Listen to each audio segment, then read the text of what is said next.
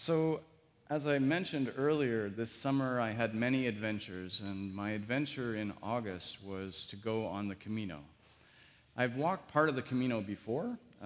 Once I walked it from Porto up to its destination, Santiago, in just before the pandemic began. Actually, the same summer I started here, I walked part of the Camino.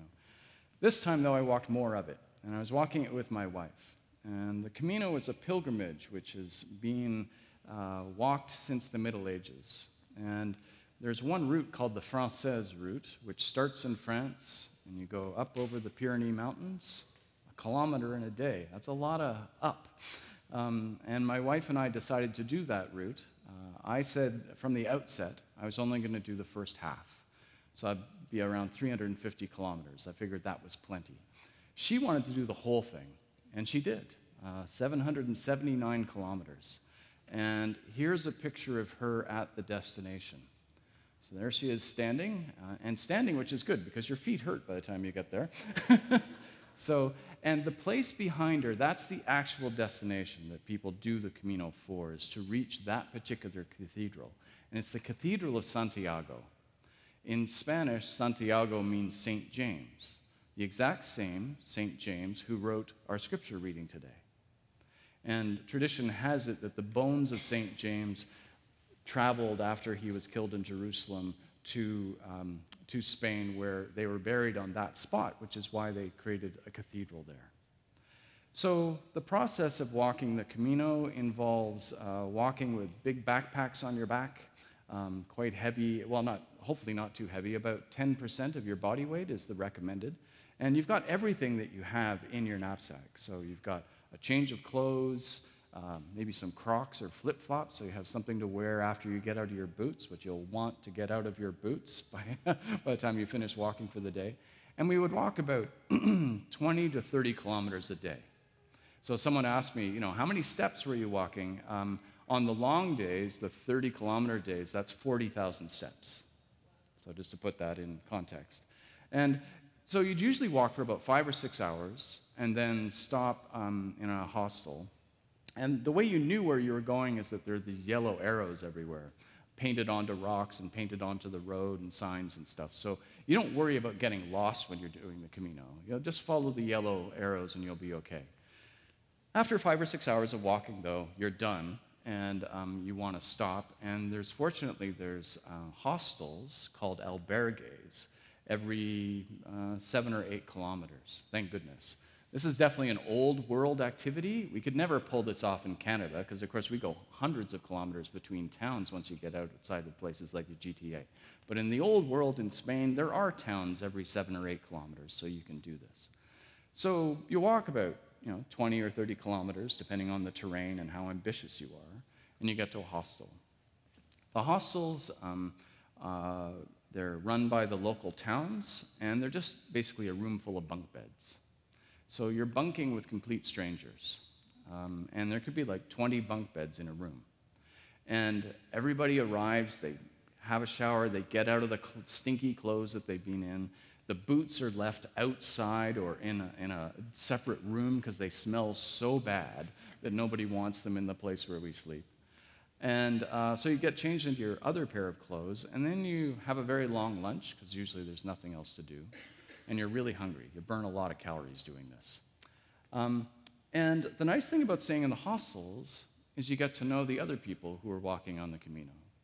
And after a few days, you find that you tend to spend your time in the hostels with the same group of people because they're the people who walk at the same pace as you do. Right? 'Cause some people are a lot faster and so forth.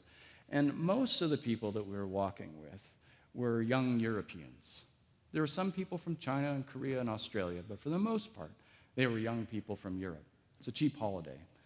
And, over the days, both in the hostels and dinner and walking along the trail, you get to know people, and they ask you about your life and what do you do.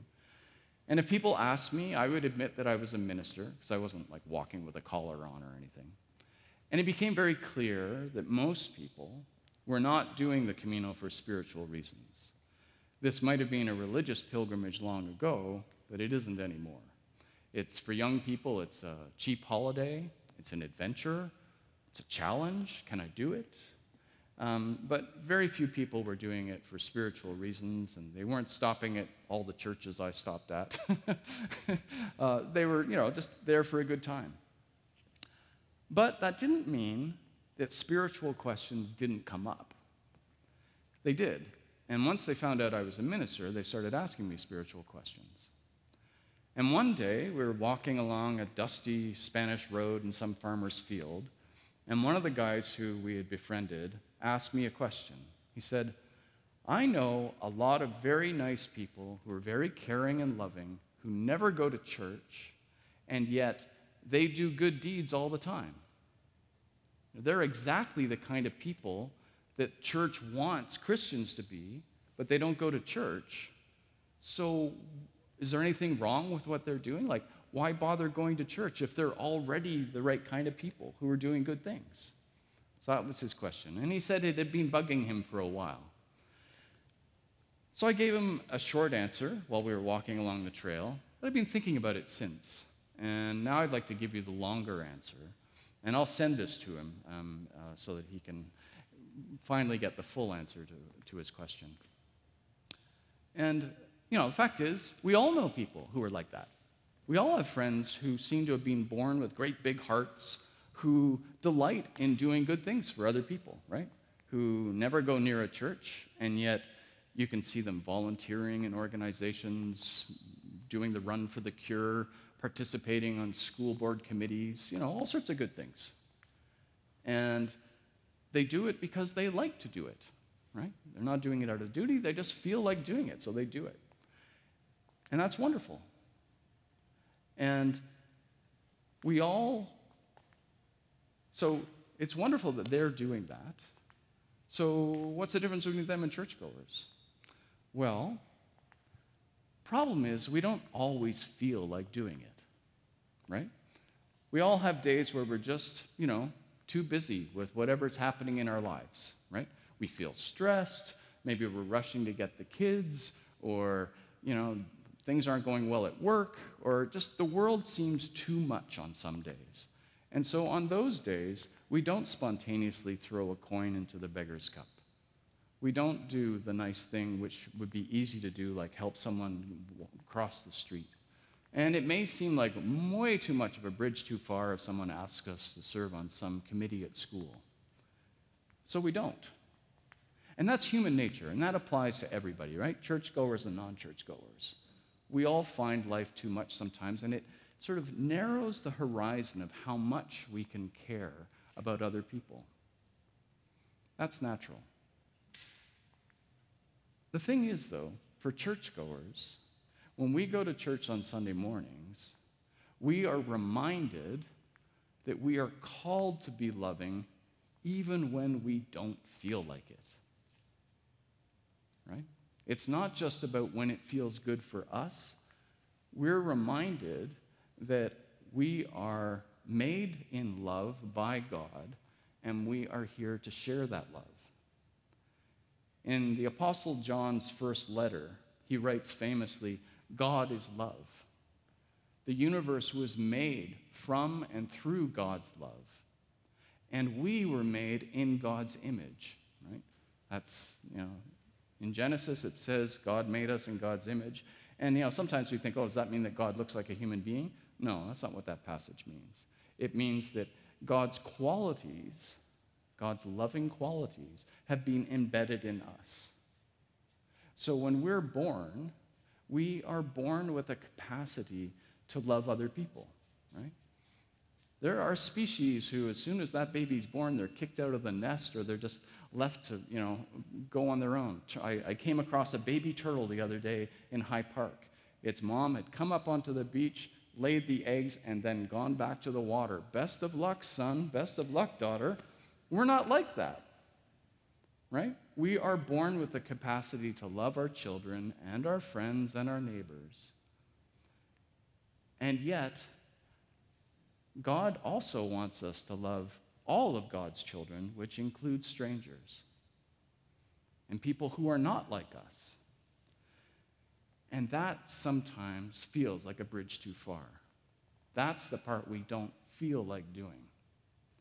And there's nothing new about this.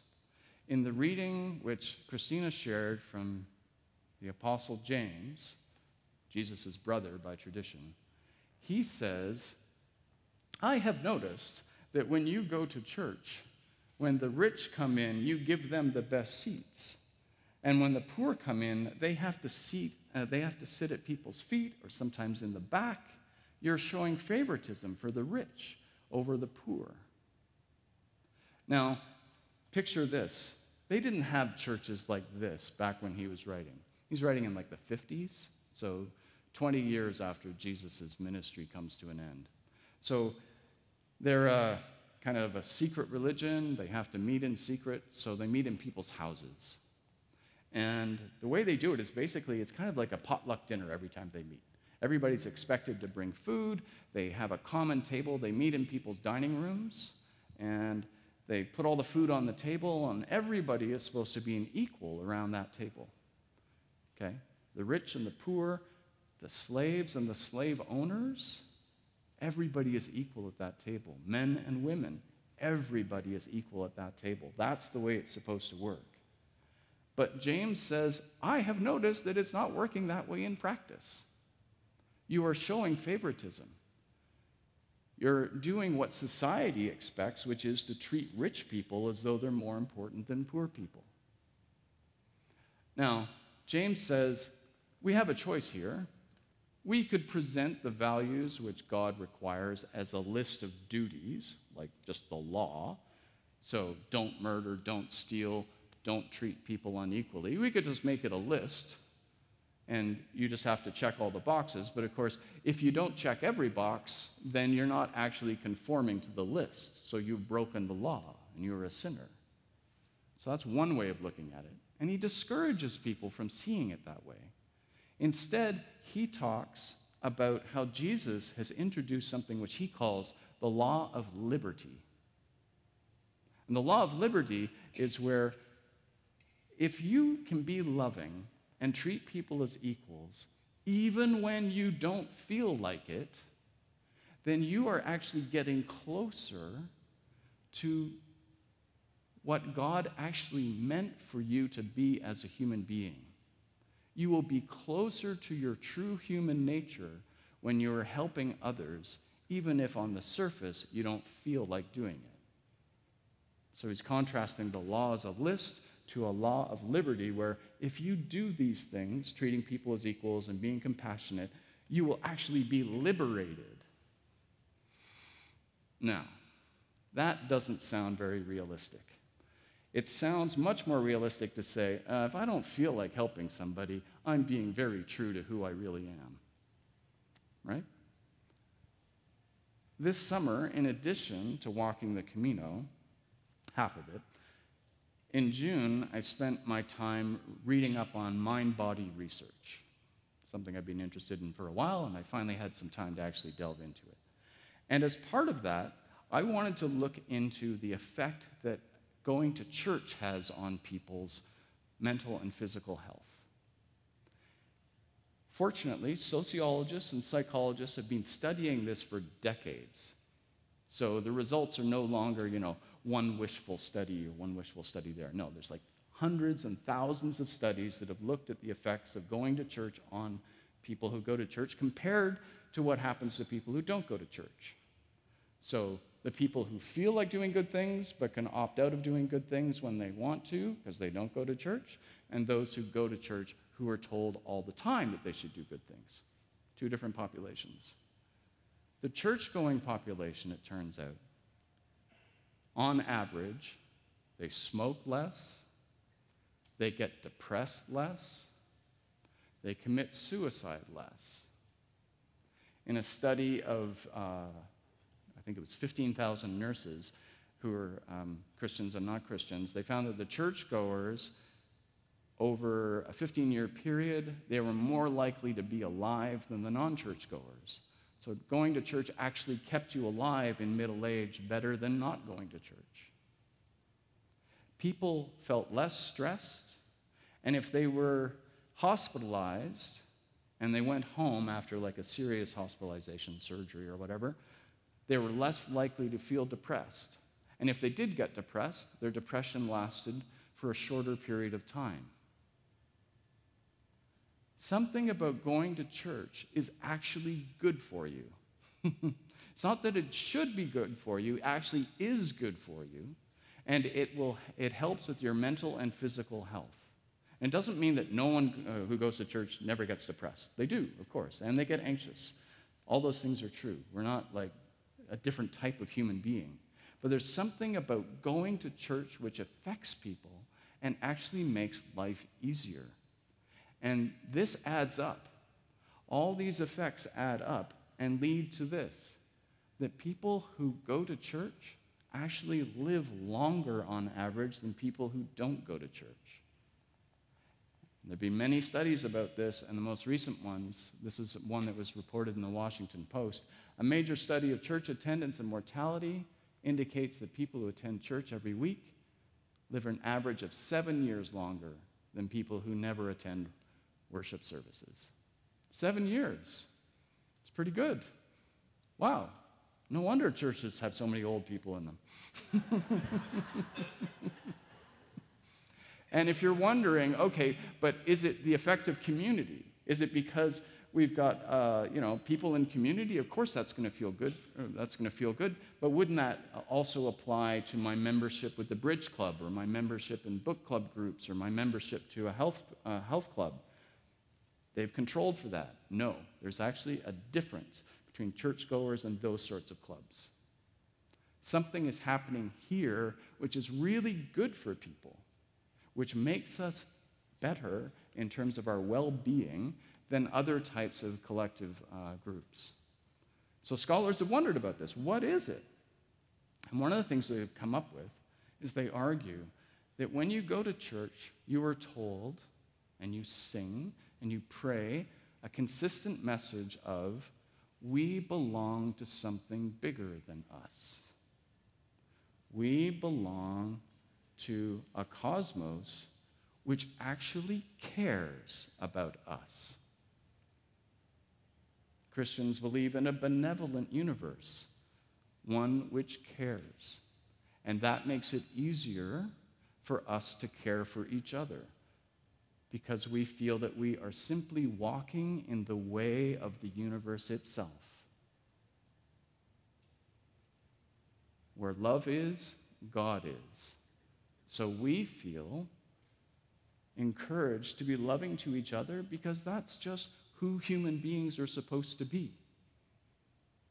Because we were given those qualities by God. And something about that approach, brothers and sisters, agrees with us. The results are in. Being loving to each other works. It can lengthen your life. It can make you feel better and make life's hardships seem a little bit smaller. When something bad happens in your life, you can go, oh, but I'm still part of this big, wonderful thing, as opposed to something bad happening in your life going, the sky has fallen because my life is only about me, which is often the temptation when you're alone and you don't feel connected to others and to the universe. I wasn't the only person on the Camino who was only doing a part of it. There are a number of us like that. And over the first 2 weeks, we often cooked dinner for each other.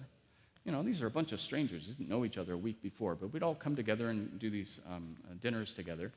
And as people announced that, today was my last day, I go home tomorrow, they would stand up and make speeches. And, these are young people, under 40. And they said they were just so touched by the kind of community which they had experienced over these last couple weeks that they said, I'm going to carry this Camino home with me. I didn't think this was possible. They were experiencing the power of love when people put away their differences and just cooperate. They were experiencing what James the Apostle said is the law of liberty. When you love the stranger, you will discover love in yourself and love around you. You will be surprised. And so I think let's celebrate good deeds and loving acts wherever they happen, whether they happen among people of faith or not. Let's always celebrate that, because that's God rising to the surface through people. And even if it only happens a little bit, let's smile and go, look at that. That's God's love right there. And let us celebrate that we come together week after week to share God's love and that message, which agrees with us and makes our world and the world at large a better place. For we are not alone. We live in God's world, who has created and is creating still. Amen.